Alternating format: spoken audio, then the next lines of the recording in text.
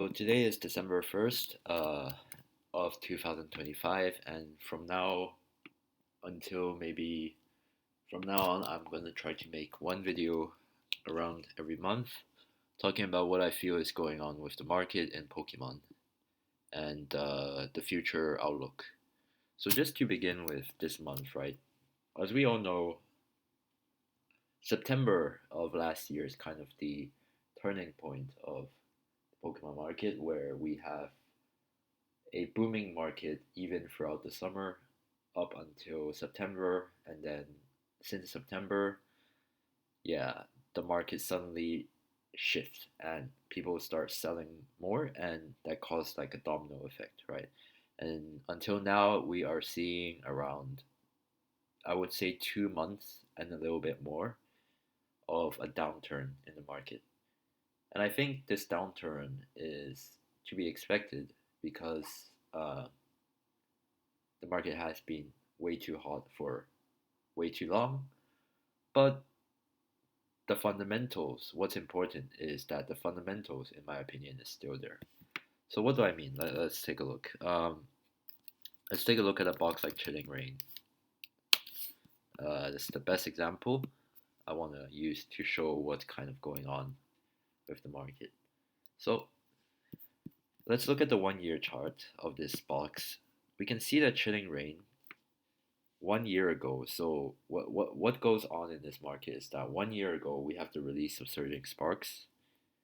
Actually, it's about 1 year and probably 1 month already. So 1 year and 1 month ago we have the release of Surging Sparks, combined with the release of the game TCG Pocket, right? And I think the effect of TCG Pocket cannot be understated. As a person who got back into the hobby actually because of Pocket as well, I and my many people I know got into this card TCG, the actual TCG, because of Pocket and playing the smaller version of the game. And so because of this and many other people who also joined during that time, what we see is a sudden surge in interest in many people into the hobby in the December January area, where gradually the people who play Pocket start to get interested, right, into collecting real cards, like real Pokemon cards. And so what you see across the board of Sword and Shield, like Chilling Rain, for example, is you see this surge from 200 something dollars to 300 something dollars. It's not just Chilling Rain. We see things like Fusion Strike, for example. Same situation you'll see. Fusion Strike, you can see that. Right, okay. Let's look at the 1 year chart. We see that Fusion Strike was also, in fact, I would say Fusion Strike and Chilling Rain was, before that time, it was all in the same price, like 230, 240, 250. And then they all suddenly surged in price. So Chilling didn't get such a large surge. It went to 350 and then it cooled down to 300. Fusion went from 250 actually. If you go a little bit before this, it's 250 as well, all the way to 490 and then cool down to 450, right? So both of these boxes are examples of boxes that surge because of the sudden interest in Pokemon and uh, by the people who wanted to collect older boxes, right? And what is my point here is that this this interest, this surge, initial surge, I would argue is completely natural and it is organic.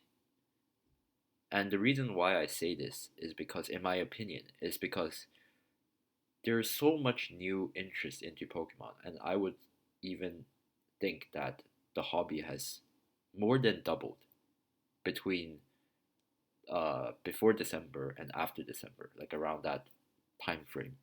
So because of that, uh, I believe these price jumps are justified. So Fusion from 250 to 480, and Chilling from 250, 240 to 350, and then these jumps, in my opinion, are justified because they are a reflection of the surge in interest in Pokemon. And as we can see, following this, there's a retracement. The retracement, let me explain what I believe the retracement means in both these boxes. In my opinion, these retracements is a sign of, well, it's a sign of people backing down because they see the prices surge so quickly and they think this is a pump, right? They believe it's a pump. So these people who kind of look at this chart, suddenly the surge in price for, like, I would say, so for Chilling's example, it's like 50%, right? In this case, almost 50% surge in price. In Fusion, it's kind of like, uh, it's actually almost double, pretty much double in price. So people, when they see this chart, they think it's like a market manipulation. And I'll be honest, to me, it also seemed like market manipulation at that time. So yeah, the point of this video is I just want to kind of uh, just summarize what's happened in this year in Pokemon, and I think it's a very interesting thing to look at. What has happened, and generally like look at things in the sense of what I've gotten right, what I've gotten wrong, what I felt about the market in each period of time. So back to the main point is that in the January phase we saw this surge in Sword and Shield, and many people, and I'll be honest, me included, we thought that the surge in price were market manipulation. And what that means is we thought that the prices will eventually cool down to similar to 250. Maybe I expected Fusion to go back to 300 and Chilling Reign maybe to go back to like 300, which it did, right? Chilling when did go back to around 300, but I expected maybe Chilling to go back a bit more, like maybe 270. But I didn't factor in, and I realized that the Pokemon TCG Pocket was such a phenomenon, such an impactful phenomenon that organically led to way more people being interested in collecting the actual cards. And so now that looking back, right, looking back, of course hindsight is everything, but you have to kind of learn from this, I guess, this history, is that when you look at a phenomenon like Pocket and how the prices of these boxes have increased so like so much, you have to consider like, is this natural or is it not? And in this case, in this case of this sudden surge in the box on these percentage, it's easy to dismiss this as like just market pumping and it might just go back to its original price. But now that we consider like what Pocket has done to the hobby, it kind of makes sense, right?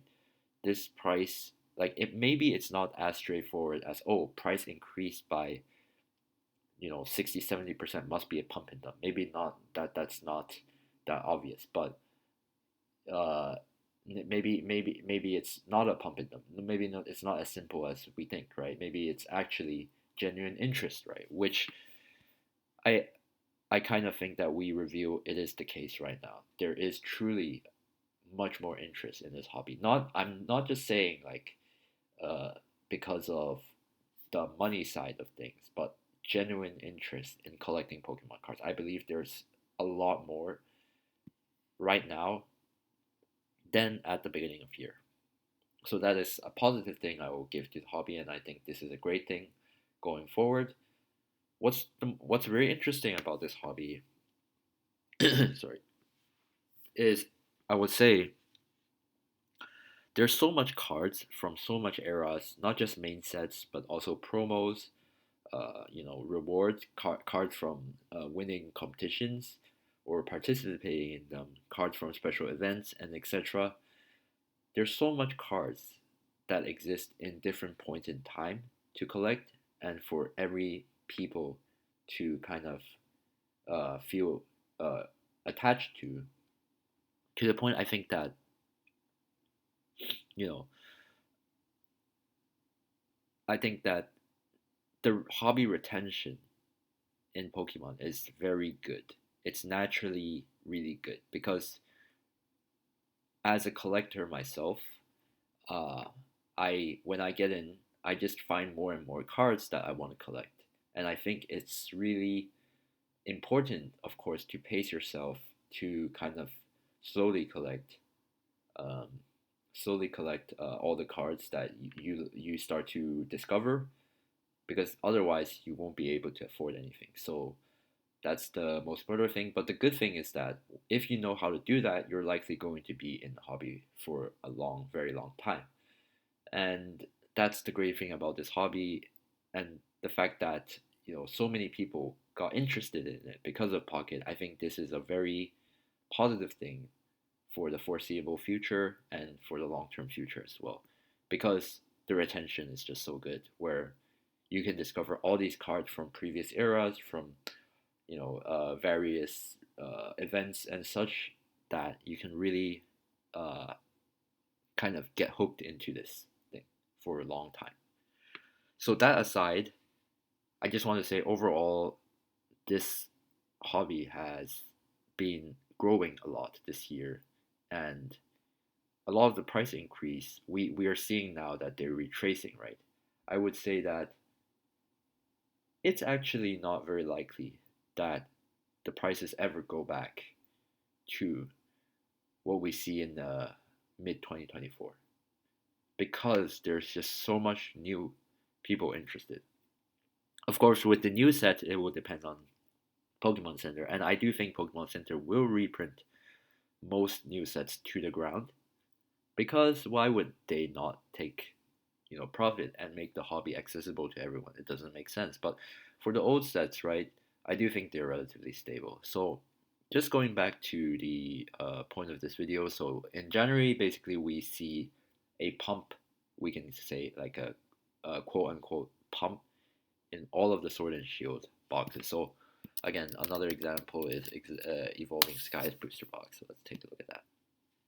Same situation. All of Sword and Shield has grown 50 to 100% in January. So an example like Evolving Skies, we see in January it was $900 and it went to 1500, right? Pretty much 1400, pretty much 1.5k almost.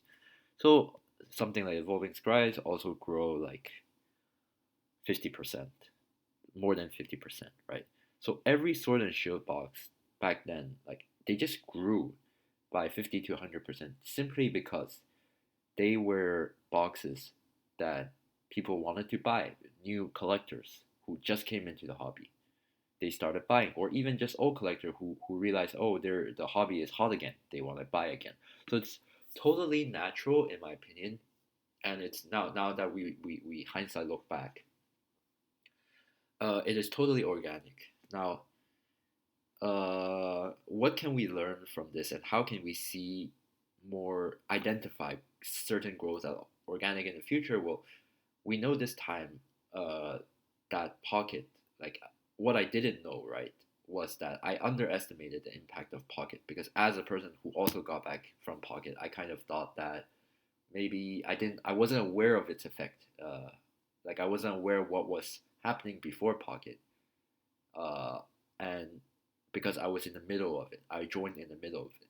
So now that I kind of know what's going on, I think that in the future, when I see if as ever a similar phenomenon happen in the future, like some new Pokemon game or some new event that re-sparked the interest in Pokemon in the future, if it ever happened, then you can expect the prices to surge again, and the first kind of price hike to be perfectly organic and nothing like a red flag or anything, right? Because it's important to identify what are organic growth and what are red flags. Yeah, so that's what happened in January. Everything else pretty much is stable, didn't really increase in price. In this, so what also happened is that well, that was before January. That Surging Sparks went up in price. That's why I guess when Surging Sparks goes up in price, people start to think, okay, like it even went above MSRP, right? And then people start to think, okay, if Surging Sparks is this expensive, why are these older boxes still relatively cheap, right? And so they start buying the older boxes as well. Um, so yeah, that's what happened to Sword and Shield. They got compared to Sterling Sparks, and just in general, more people were interested, and yeah, that's what happened, and that's why you see all these Sword and Shield boxes rise like 50 to 100% in prices. And so moving on to February, we see this interesting shift where these Sword and Shield, as we can see, kind of uh, retraced, right? Like Evolving Skies retraced 10-20%, Fusion Strike retraced 10-20%, Chilling Reign also retraced 10-20%.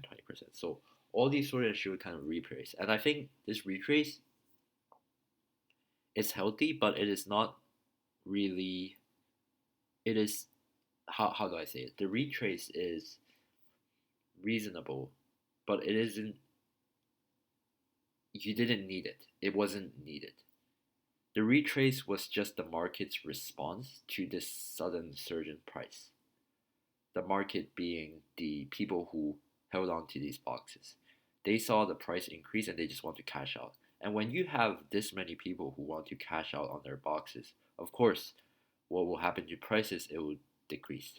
But what's interesting about this is that these decreases, what happened? What's interesting about these decreases is that they didn't really dip below like 10 to 20%. At most, you saw 20% retrace. You really didn't see any more than 20%. So this tells me that the general interest in these boxes have been way higher than the people who had these boxes and wanted to cash out on them. And that is why you see a decent period, right, of uh, stagnation by these people who own the box and want to cash out. But overall, the people who uh, kind of wanted these boxes more, they kind of prevailed, right? And then we see another price hike at similar time, really, for all these boxes. You see the same shape going on. And so, what can we? So, in my opinion, the second bump in price, but we'll get into that later. But I'll just state this for now. In my opinion, the second bump in price is not as organic. In my opinion, because simply because this prolonged period shows that the interest is not enough for the price to kind of increase again, and it's just really the withhold of supply that causes this to surge again. It's just, in my opinion, this stagnation is very long, and the sudden surge, there's no, okay, the main point I want to say is there's no catalyst that caused the second increase in price, because we know the first increase in price is because of Pocket, right? And then it cooled down. The people who liked Pocket got in, but by this period of time, this long period of time where people got into Pocket, it's kind of, how do I say? It's kind of long enough that everyone who got interested into Pokemon are already in it at this point. And so any increase in price beyond this point, in my opinion, is not new people who enter the hobby, but it's just original people who already are in the hobby who wanted these boxes. Maybe who didn't have them, who wanted these boxes. Now, in my opinion, because of this, the reasoning for these increase, in my opinion, is less organic and less, how do you say, less likely to persist, right? Less likely to persist. So that is the point here. And so here is what is interesting now that I want to say here is that between this time of December and March, what actually happened to the Sun and Moon era? And I can tell you about it because I have been targeting the Sun and Moon era during that time. So, the summary of what happened with the Sun and Moon era during that time is that while Sword and Shield increased this much percentage, like 50 to 100%, Sun and Moon boxes and cards really were kind of stagnant. They were rising a little. Their sales volumes definitely increased, but they were still in a very steady rise that already happened in 2024. And so when I saw this and I compared it to Sword and Shield, I thought, okay, Sword and Shield has just saw a major increase, but Sun and Moon hasn't yet. And so in general, I felt that Sun and Moon felt like it was just going to be like a ticking time bomb compared to Sword and Shield. So after I saw the Sword and Shield increase, and keep in mind, I got into the hobby in around December. I didn't buy any Sword and Shield because I wasn't thinking of buying anything at that time. But after this pump here, you can say pump here, the surge in price, I decided to buy some Crown Zenith, for example.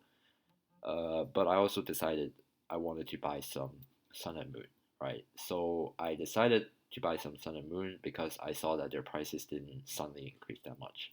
So the first box I bought was actually a booster box case of Sun and Moon base set. And the reason why I bought this around this January February time is because I saw that this box was like $200 to $250 like 4 or 5 years ago.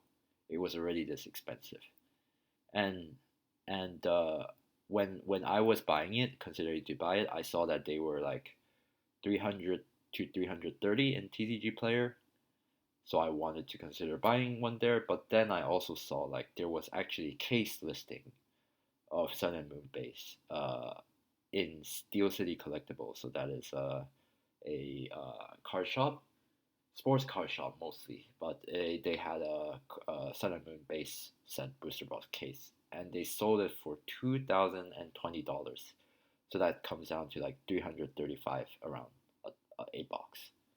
And so I thought, okay, so a 5 year time, this box got an appreciation of 50%, like from 200 something to 300 something. I thought that that was relatively healthy, right? It's a relatively healthy growth projection. And so I thought, okay, now's a good time to get in. I feel like that box isn't being pumped really, like compared to Sword and Shield, which at that time I thought was being pumped. But turns out it's not, right. So I bought a Sun and Moon base, and what happened was, that's my first purchase during that time. And my second purchase during that time is Cosmic Eclipse booster box. I actually bought two. The first one I paid 1,200 and something. The second one I paid 1,500. Now, the second one I admittedly already gotten a little late on because I was already considering buying another box at 1,200 ish, but it was sold out when I was about to buy it. So then I kind of FOMO'd in at 1,500. But again, this is a similar reasoning because Cosmic Eclipse was slowly rising throughout the years from like it was a different story because in 5 years, right, in the span of 5 years, it went from kind of $330 to all the way to 1,000. So much higher increase than Sun and Moon base. But the reason why I bought this box is more so because I like the set a lot. I was looking at the set list and I was comparing it to Evolving Skies, which at that time, keep in mind, Evolving Skies was like $1,300, $1,400 a box. It's very expensive. I saw Cosmic at like 1,200, and I saw the set list, and then I also consider like their print runs, right? And I just thought, why was Cosmic Eclipse cheaper than Evolving Skies? I thought this didn't make sense, but more so than that, I just felt that I wanted a box because I feel like the set is so good and I love the set. That's why I want to have box of it. But I ended up buying two simply because I just wanted more because I love that set a lot. Uh, and then I bought two.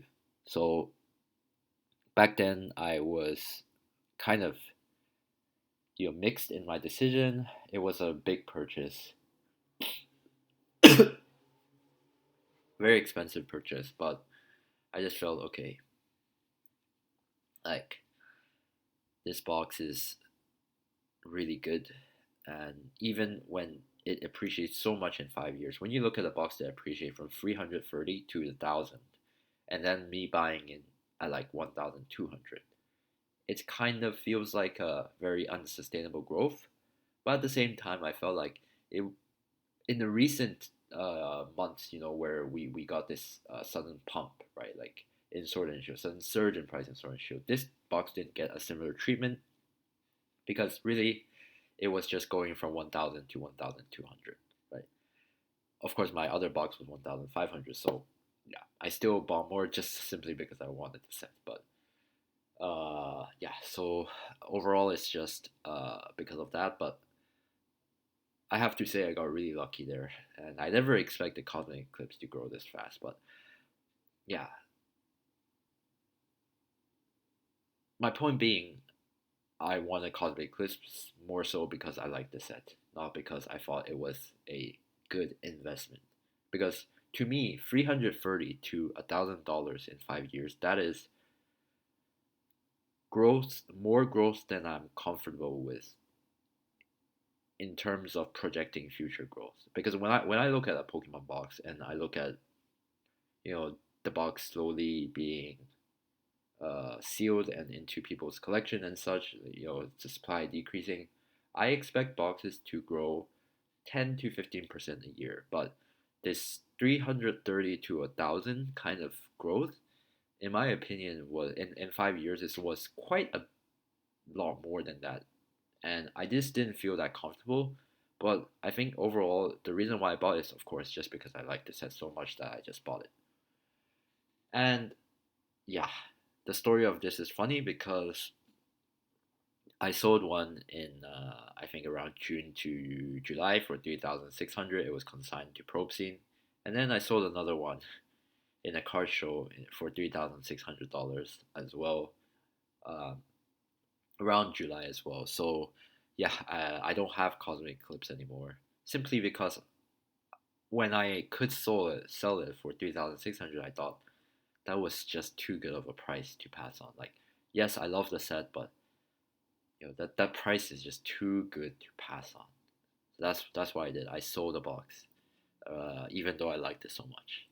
So it's funny to say because there's no matter how good something is, there will always be a price where a collector will sell it. You can't say I'm never gonna sell. I there will be people who never sell it, but I think this is a very very very big minority. Like probably 0.01% of the people in the hobby would never sell something if they saw, let's say, 10x increase in price. I don't think. I honestly don't think there is many people who would refuse to cash out on that when they see that happening. So yeah, that's the story of Cosmic Cliff. So this is overall what I bought around this period between January to February. When I saw the pump in Sword and Shield, I bought Sun and Moon, and yeah, and as we all know, what happened during the March to kind of May to June range is that these Sun and Moon boxes also caught up. And I will proudly say, another box I bought is Steam Siege during February. Why did I buy Steam Siege? Same reason why I bought Sun and Moon base. Okay, so let's see the 1 year chart. I look at Steam Siege in February and I saw like these boxes where, you know, my first buy, by the way, I bought one in TCG Player. So my first buy was the one, where is it? This one here. One of these is me. So the $430 one, actually, I bought it. And I bought three other boxes in other places, one being Hills Wholesale, and then another two from various other places. And my average cost was 500 after shipping and tax. So I bought four boxes, my average cost is 500. A little bit less, but pretty much 500. And so the reason why I bought it, the same reason I bought Sun and Moon base, because it's one other reason I will mention is because I wanted an XY box in my collection. That's a small reason, but the biggest reason overall I would say is because I saw this box and I saw um, that it growed very slowly, similar to Sun and Moon base. So it was also like $250 to $300 like 4 years ago. And so thinking about it now being $500, I thought like a 100% increase in 5 years is reasonable. Like it is not bad. And another reason why I consider this is because when I look at something like Emerging Powers, which is a black and white set, back then, right? So I'm talking February. Emerging Powers was already $2,500 a box. It was selling at $2,000 to $2,500 a box. So by me projecting into the future, I was like, okay, so Steam Siege is 400 to 500. Well, I bought it at 500. So, um, and then I compared to Emerging Power, which was 2,000. So in my mind, I am like Steam Siege in 3 years. I don't think Steam Siege in 3 years can become emerging because of the print run differences. But in my opinion, after maybe 5 to 7 years, it can be conservatively 7 years. I see it might be $2,000, right? And so to me, that was a very appealing kind of outlook on this box, and I think it's a realistic outlook as well, comparing this to Emerging Power and giving it more time than Emerging Powers. So to me, a $500 box that I buy in, growing to $2,000 in 5 to 7 years, is a good outlook, honestly, and that's why I bought 4 boxes around February. I was gonna buy more, but as you see, what happened, yeah, they were bought out. Okay. So what is my point here? It's the same as Sun and Moon base. I decided to target these older boxes when they haven't moved as much as Sword and Shield, and yeah, I was luckily right in these instances because after what I saw, which is these X and Y boxes just going up, right? Uh, just going up like crazy. Yeah, and the story of what happened to these boxes is also very funny. I sold all of them. The first one I sold around June for 850. I just wanted to lower my cost. The second box I sold around August time. Yeah, to a card vendor for 1,100. Crazy. And the last two I kind of panic sold. You could say I panic sold, but I sold recently two more at 1,950. So one box is like 975. I just because overall my overall like kind of mentality there is like my projection was 5 to 7 years, it going to 2,000, but the fact that it got to 1,000 in less than a year out of that 5 to 7 year projection that I give it, it kind of signaled to me like the future growth wouldn't be as good as the growth I see now. So it becomes more so like if you think about it this way, it becomes me expecting a 100% growth in 4 to 6 years compared to a 200% or sorry a 300% growth in 5 to 7 years. So to me, that growth is just less appealing and also has more risk to it, and therefore I just downside risk, right? So I just decide to sell it. That's why, yeah, my story with this box is I made 100% over the span of a couple of months, like 6 to 8 months, and I'm done with this box now. I don't own any Steam Siege, sadly to say. If I want one for the collection, I might have to pay much higher. It is what it is, but yeah, I just sold cashed out. So that is Steam Siege there. So yeah, this is what happened in March to April to May. I think overall, my opinion on if Sun and Moon and X and Y boxes at these current prices are justified or not, I think overall they're kind of justified. Like after the retrace I'm talking about. So I know that most of them has retraced a lot. So I can tell you example, a lot of example. Team up, went to 10K, now it's like 7K. I think right now at 7K it's fair, but I still personally believe Team Up is a little bit overvalued at 7K. I think it's around 5K in my opinion, or maybe even lower. I don't like that box personally. Cosmic Eclipse, I see it around 2.5K. I think it's slightly overvalued. You could say right now. So its peak is like 4.5K around, selling at that range, and it dipped to like 3K, 3.3K right now. It kind of retraced, but rebounded to 3.3K now. I think Cosmic at 2.5K is reasonable. 3.3K could be a little overvalued, but I can see reasoning of why it's this high. I think it's a very good set, right? Evolving Skies, I don't know. Evolving Skies is sort of shit. I won't get to that. But things like Steam Siege retracing to 800, that's kind of reasonable in my opinion. If it retraced to 800, it's kind of now 1000, which is where I sold it at. But I think it still has maybe some room to retrace. Overall, I think that Sun and Moon and X and Y, they kind of are at reasonable prices. By the way, I will say I also bought a Celestial Storm, not then, but I got in late at Celestial Storm, but I saw it be going to $2,000 in like May, or it got pumped to like $2,000 in April and May. I always wanted the box. I like the Rayquaza box art, um, and I know this is a very rare box. It's just that it got pumped there, and I didn't feel comfortable. But the price never went down like for many months, and it was like hovering at 2,000 to 3,000 for like many months. So I ended up buying it at 2,000 in August, and now it's going down. So now it's going down to 1.8K around. It is what it is. I bought it for my personal collection. I might buy more if it goes down to 1.4K, 1.4, 1.5. I might buy one more, but yeah, it is what it is. You lose some all the time. You lose all the time, you know. But if it's a situation where it's like Celestial Storm, where for me it's more so my personal collection rather than investing in it. Similar to Cosmic Eclipse actually, but Cosmic Eclipse just went up too fast. I just sold it. If Celestial Storm actually went up too fast, I'm just gonna sell it as well. But clearly, right now it's going down, so I'll just keep it because it's my personal collection. So that's Celestial Storm. I bought in August. That's about what I bought for Sun and Moon. Oh, I will also mention I did buy some Ultra Prisms. I bought two Ultra Prisms around August for 1.4K a box.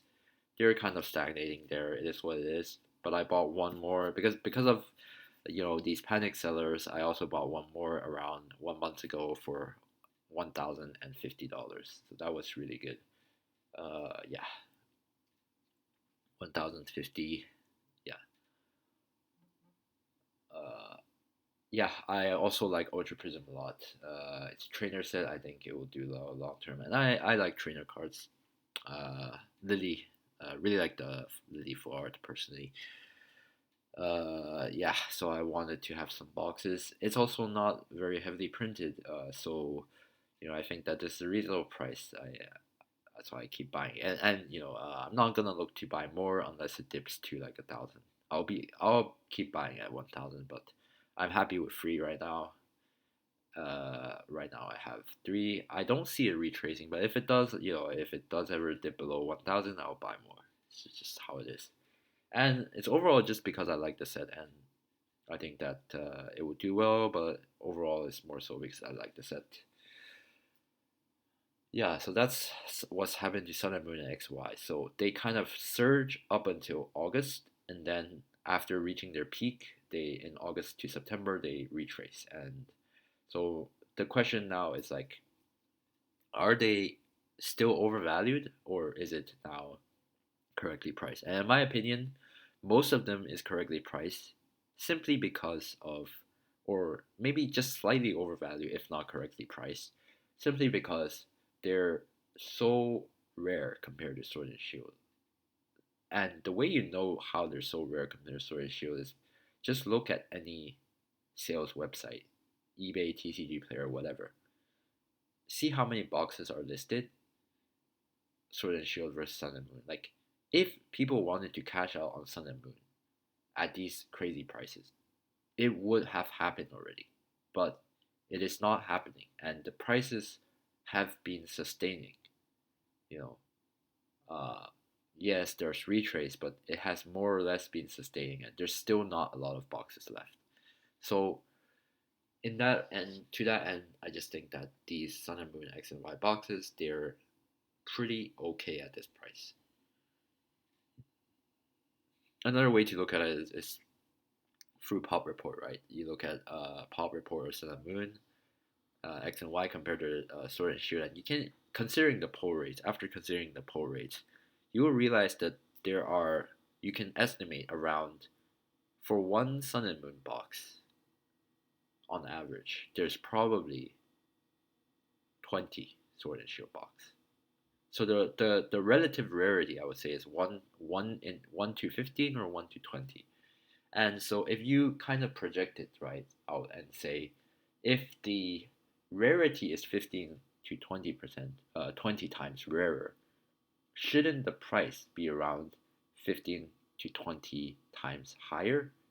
Now, I'm not saying in this case that Sun and Moon, because, well, let's say Chilling Reign is 400. I'm not saying Ultra Prism should be like 4,000, 5,000. I'm not saying that because clearly there is Chilling Reign is a set that people like much more than Ultra Prism.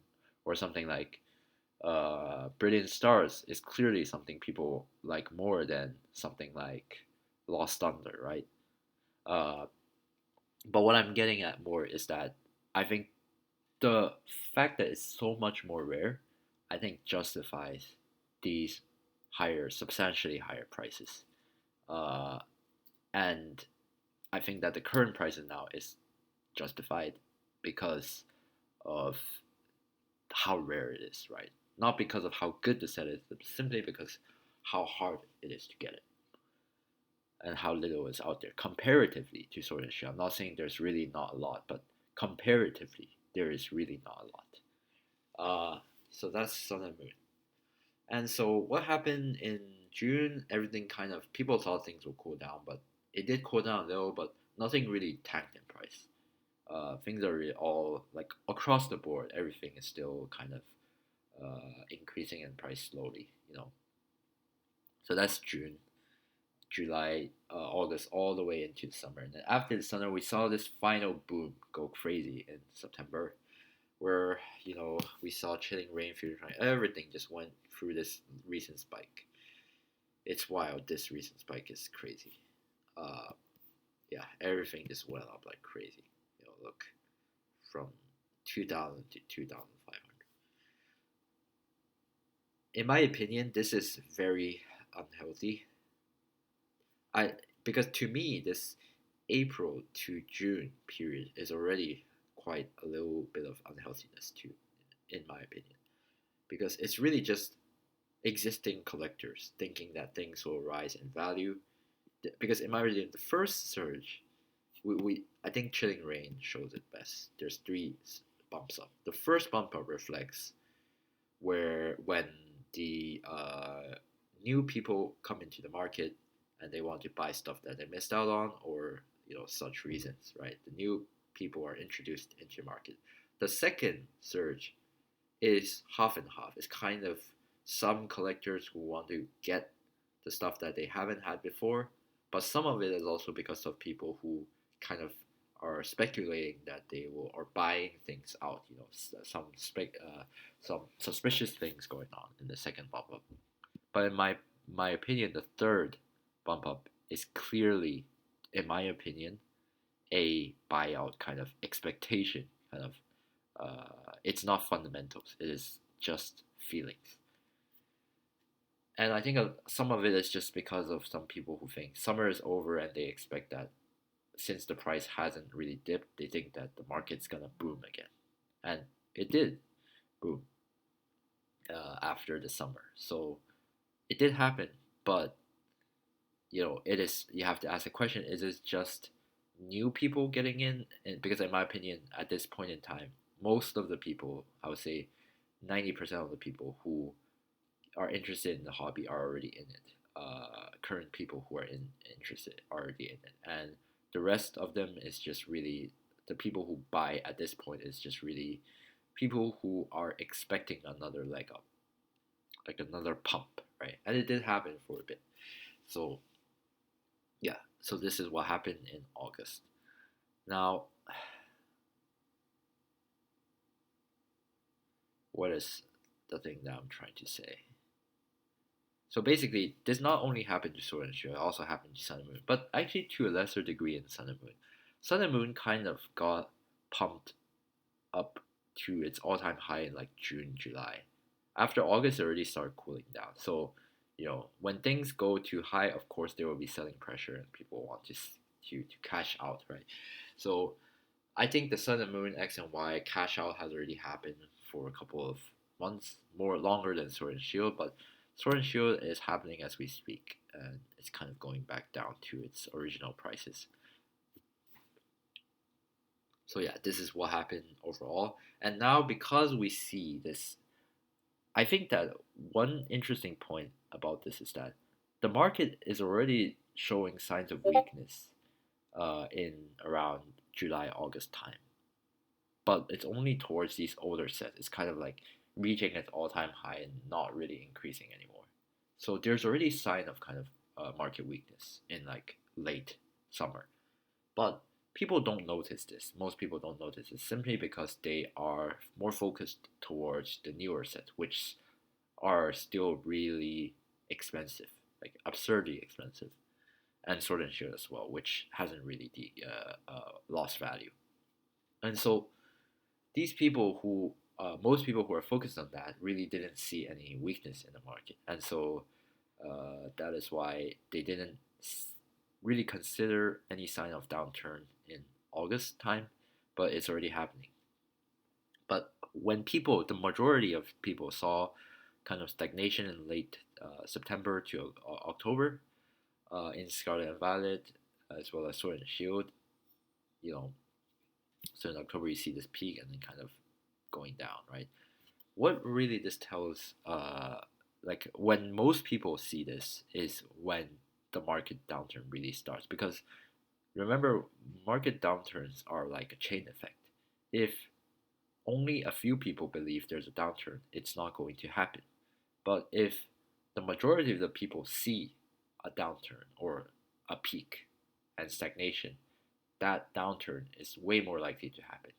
And this is why we see that after Scarlet and Violet specifically, and Sword and Shield, mostly Scarlet and Violet start to stagnate.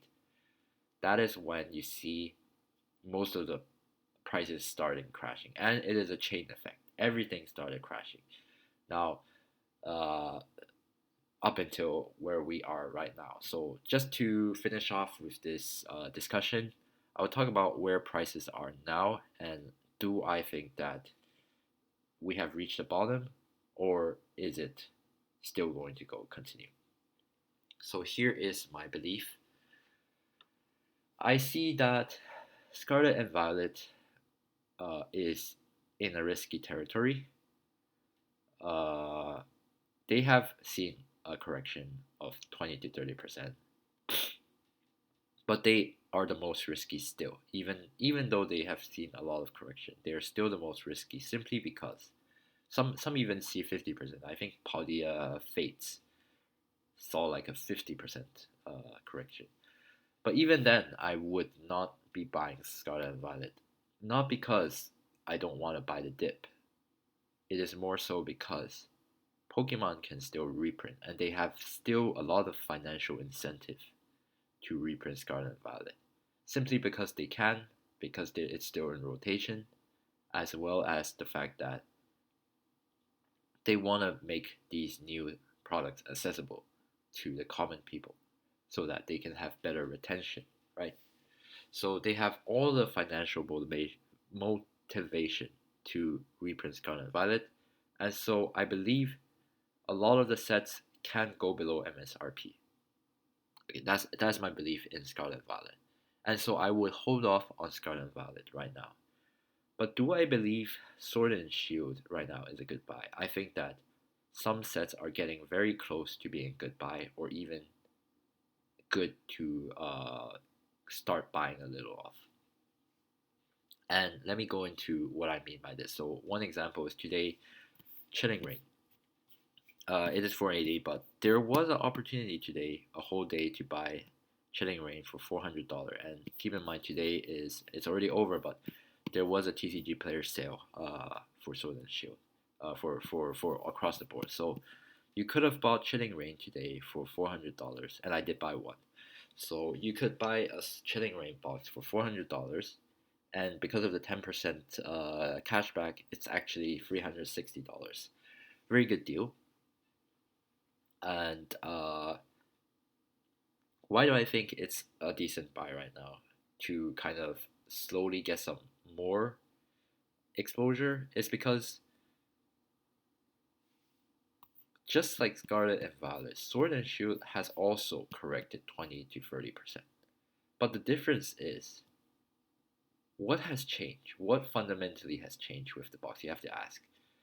So, Scarlet and Violet are being targeted for reprint by the Pokemon Company because they still can, because the sets are still in rotation.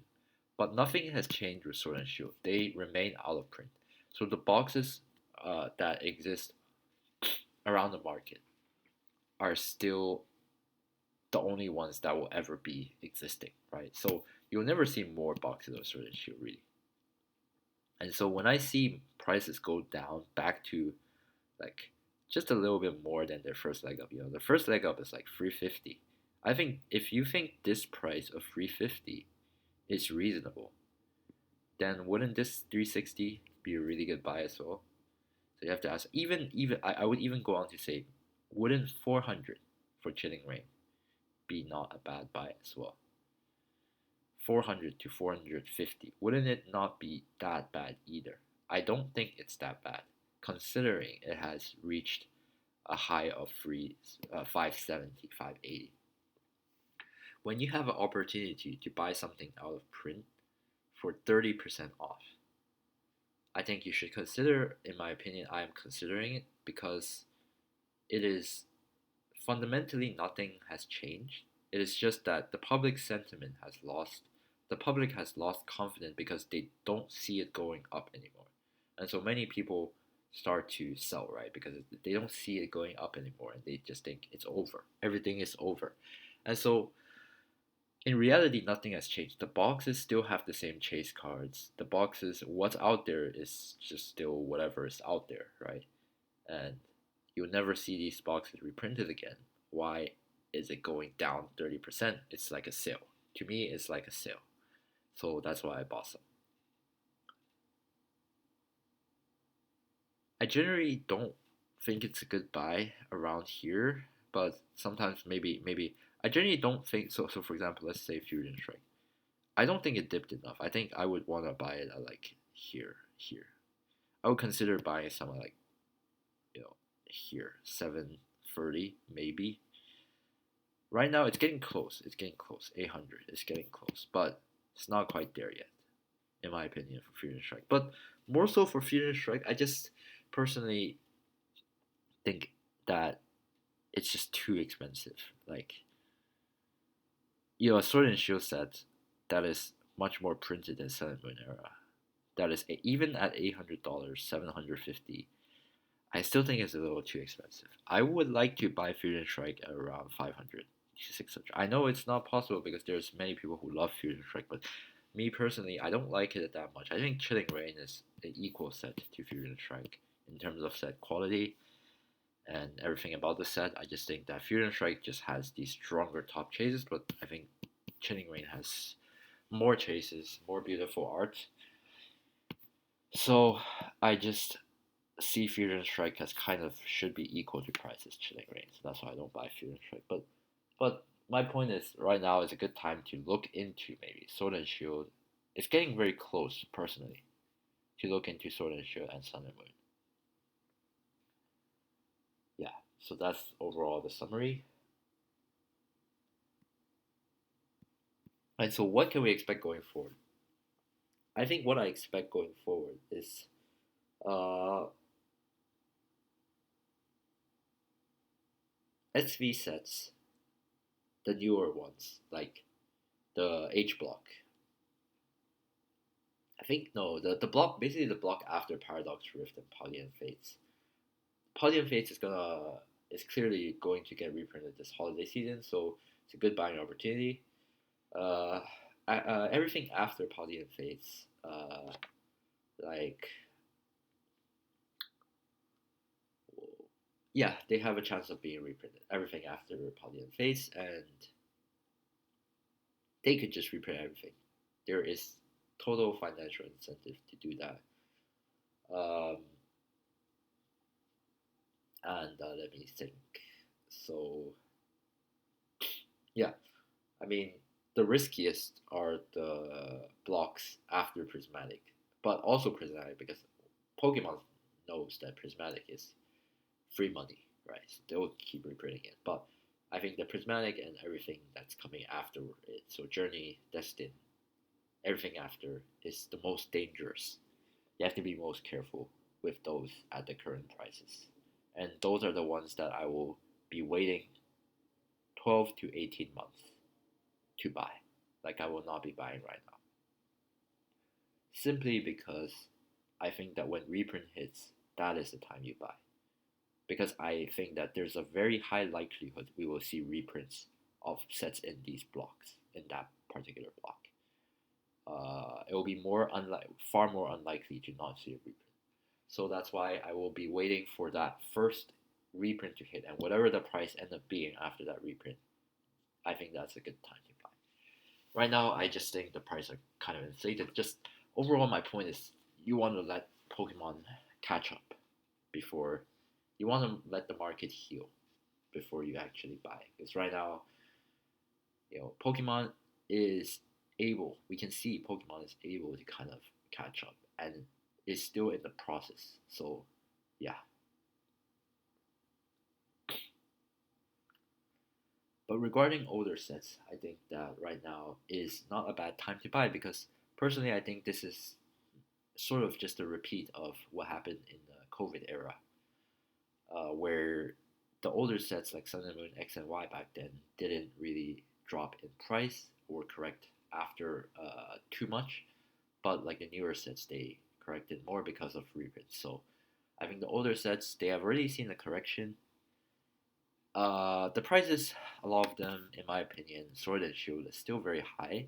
For example, I would like to buy Fusion at the midpoint of this rise, so like 600 I would be buying, but realistically, I don't see it correcting that much. Maybe I see it correcting to 700 and then it kind of just rise from there. But to me, 700 for Fusion Strike is still too high, so I will be skipping even though it objectively might not be that bad of a decision. Chilling Reign, though, I think that it's getting very close right now. If it continues to be at like $400 or sub 400, I think it's a very good buy. So this is what I see with the market, and Sun and Moon as well. Like Cosmic Eclipse at 3,000 is not the worst buy, and we see a lot of retracement in a lot of mid Sun and Moon era. So like Lost Thunder going to 1.2k, not a bad buy. Ultra Prism, if it ever still appears again at 1.2k, not a bad buy. Celestial Storm, if it goes to 1.5k, I will be buying. And what else? Like Forbidden Light, if it ever drops to $900, I will be buying. These earlier Sun and Moon, I will be buying if it drops a bit more. Like Sun and Moon base, yes, I bought my case for very cheap compared, like if you look at it now, but I will still be buying more if it ever dips below 500. I think 500 is a good price for it, like considering its rarity, right? So yeah, that's Sun and Moon era. X and Y is probably out of my range. I think the later X and Y is actually has quite a bit of supply left, and they're still relatively overvalued. But the earlier ones are completely out of my range. Yeah, I think they're overvalued, but a little overvalued, not too much because they are pretty rare. At like, yeah, Phantom Force and Flashfire are like 10k, right? I think they are just, you could say they're justified, but because of how rare they are, but I just don't think that it's a good play. I don't think it's a good store of it might be a good store of value, decent store of value, but it's not going to, I don't think, appreciate like it could. I wouldn't say it couldn't because we see what the black and white are doing right now. They are actually increasing in price. The black and white. You see black and white boxes sell for more than 10k these days. So yeah, some being like 20k. So it could still, Flash Fire and Phantom Force, they're kind of same amount of supply. So maybe a little bit more, but similar amount of supply. So they still could rise in price to like 20k in 5 years, but yeah, it's too risky in my opinion. 10k to 20k, right? Yeah, that's about it.